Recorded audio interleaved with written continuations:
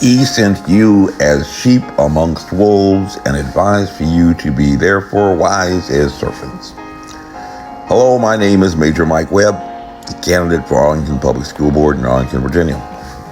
I am a retired field-grade Army intelligence officer who for over a decade was essentially engaged in the business of national security, force projection, and force protection.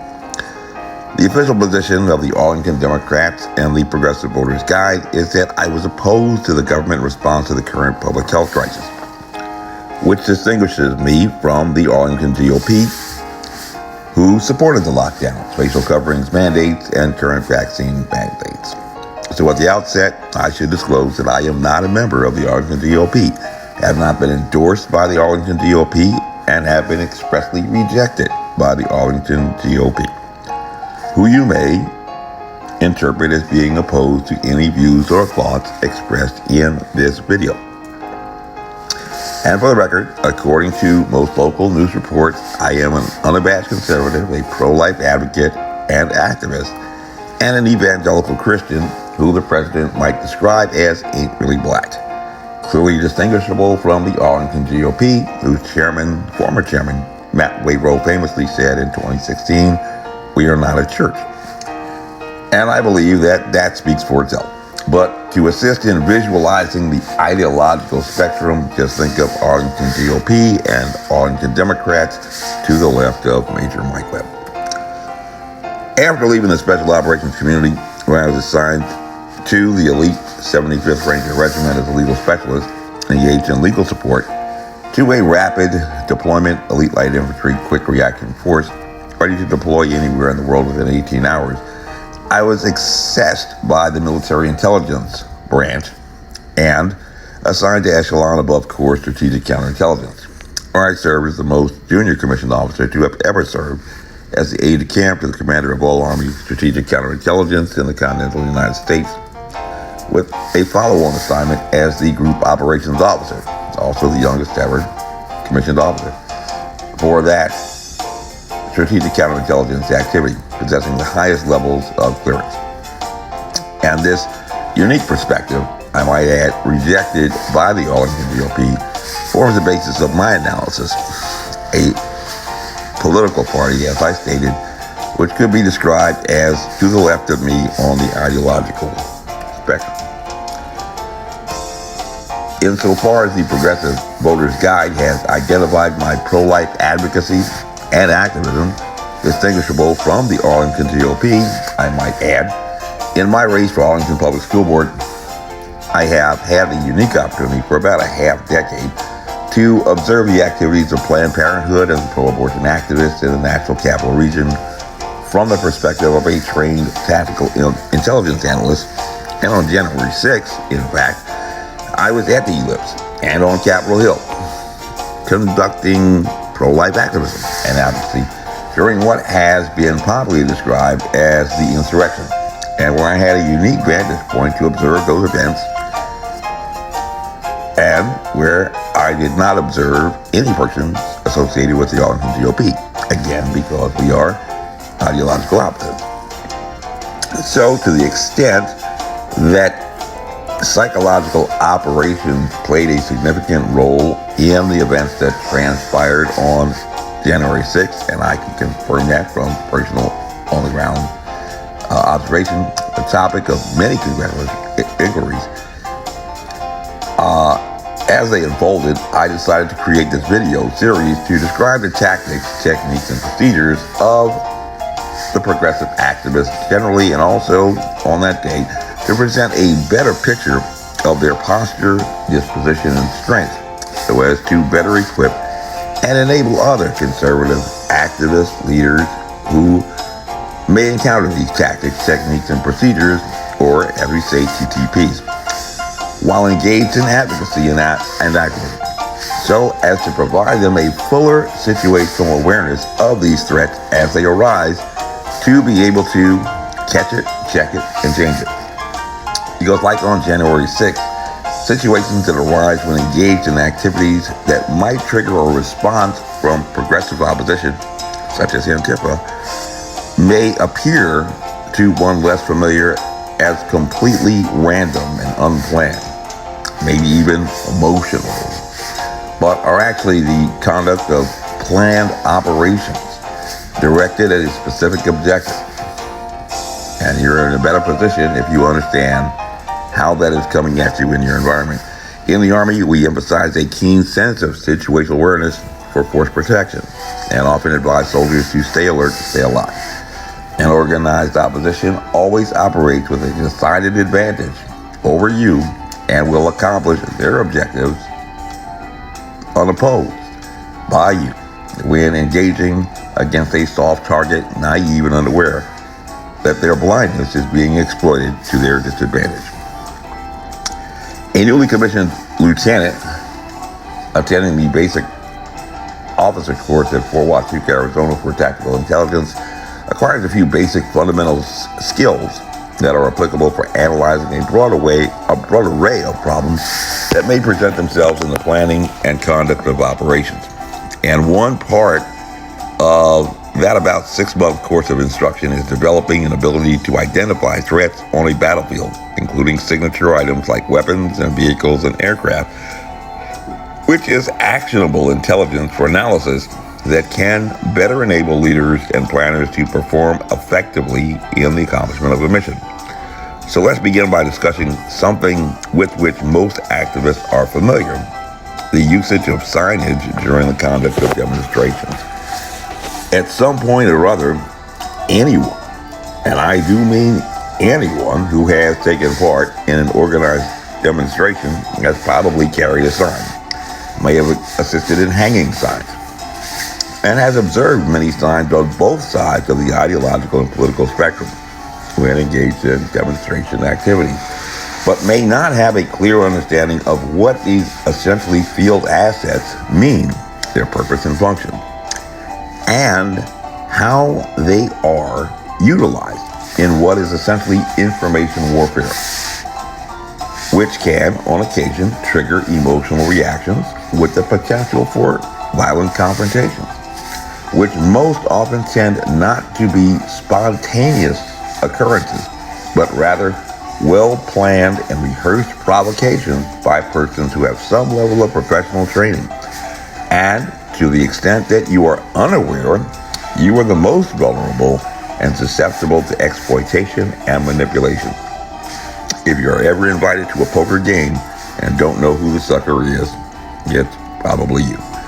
You may have observed a person carrying a sign with some message, either alone or in a group, and the most immediate association is to connect that person to whatever message is expressed on the sign.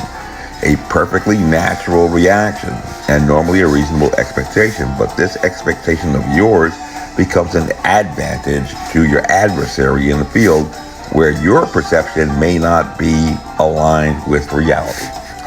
Does holding or waving a MAGA sign alone in a crowd transform you into a pro-Trump person? Tragically, several South Korean tourists in the nation's capital before the 2020 elections quickly learned that to persons opposed to the former president, these souvenir items they had purchased to remember their trip to America was the equivalent of wearing a red flag in a bull arena when they encountered progressive activists and sympathizers. Stay alert to stay alive. So, we already know that a sign being carried or placed at a particular location provides an opportunity for an adversary to present or signal some intentional message, which can be clear and direct as an indicator of their intentions, or also may be utilized in deception to create confusion or to conceal another covert purpose. So when one encounters these signature pieces of equipment, which is what they essentially are, in your operating environment, you must develop an ability to not only identify their presence, but also apply some level of discernment to assess their intent. And in intelligence analysis, that is why we only call these observable signs indicators, which can either confirm or deny an operational hypothesis. So, what more information facilitates a better understanding of these signs? In the military decision-making process, we often begin the analysis by proceeding from that which is known. And what do we know about anyone who is carrying or placing some political sign? They have an intent to communicate some type of message that they want to be seen and at least understood in the way that they want that message to be received.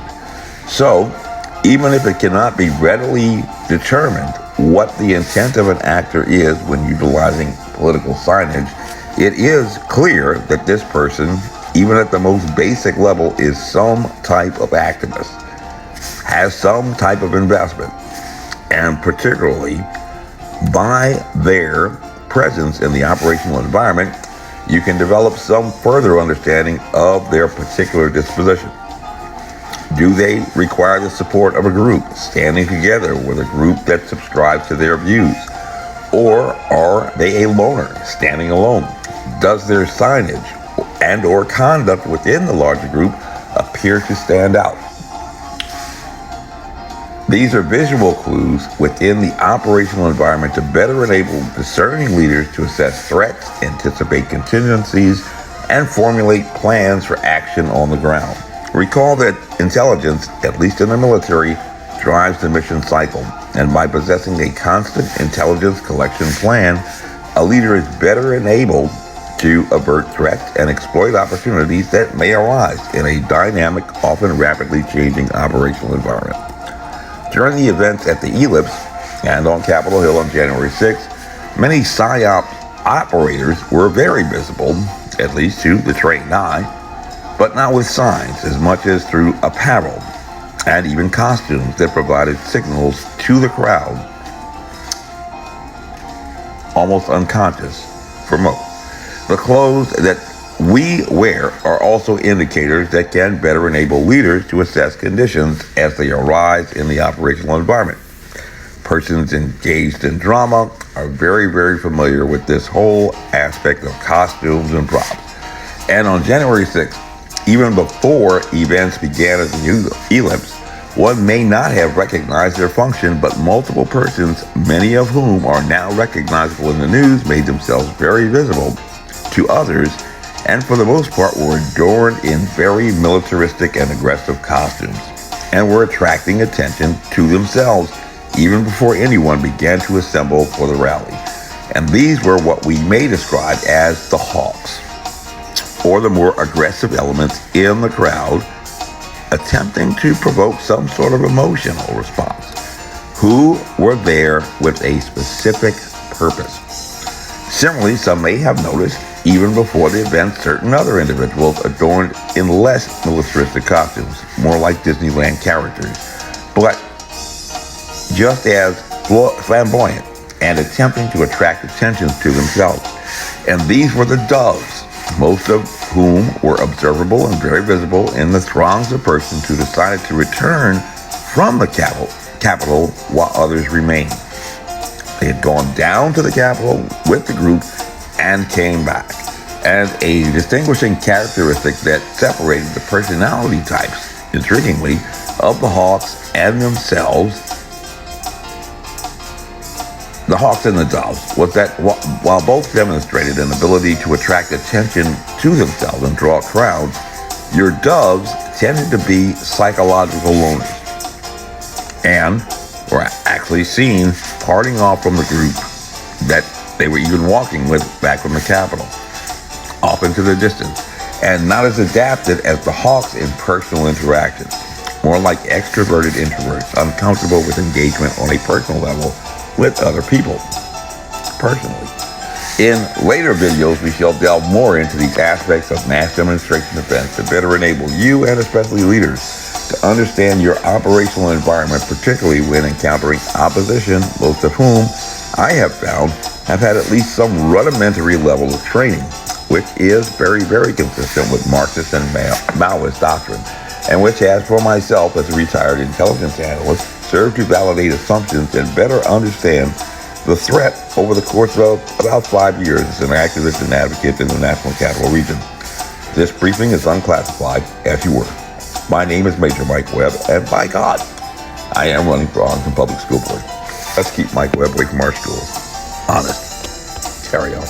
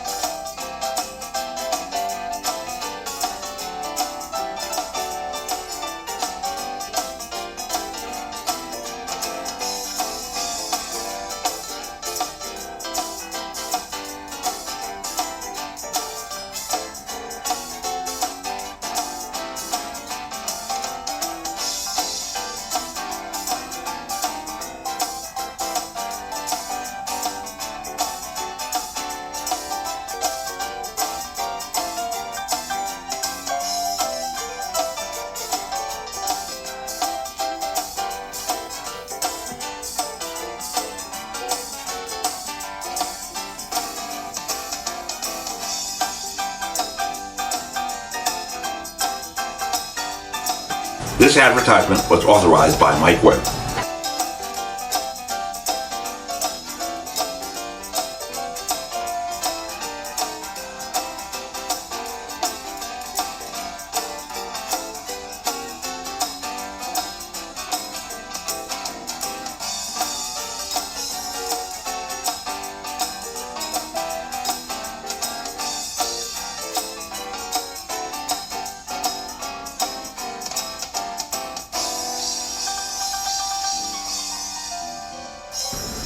Thunk, I could have had a vaccine.